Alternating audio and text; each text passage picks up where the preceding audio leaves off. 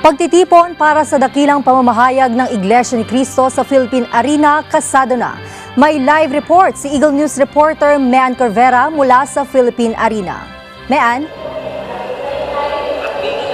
Jelmy, all systems go na ang gagawing dakilang pamamahayag ng Iglesia ni Cristo dito sa Philippine Arena sa Ciudad de Victoria sa Bocaue, Bulacan. Maaga pa kanina, nag-ikot na ang mga K9 units para matiyak na ang kaligtasan ng mga dadalong bisita. Nagkaroon rin ng briefing sa mga security guards at mga miyembro ng SCAN International para sa ipatutupad na security arrangement.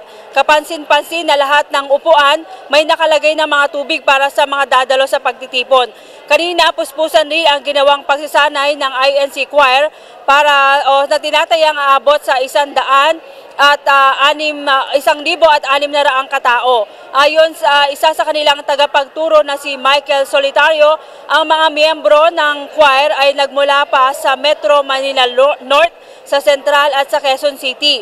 Aabot naman sa 55,000 ang capacity ng Philippine Arena, pero dahil inaasahang dadagsa pa ang mga bisita, nilagyan ng mga upuan ang pinakagitna para mas maraming tao pa ang ma-accommodate. May mga mangilan-ngilan ng mga bisita sa loob ng Philippine Arena, pero ayon sa mga organizers, 2:00 pa ngayong hapon nila inaasahang dadagsa ang mas maraming mga delegado.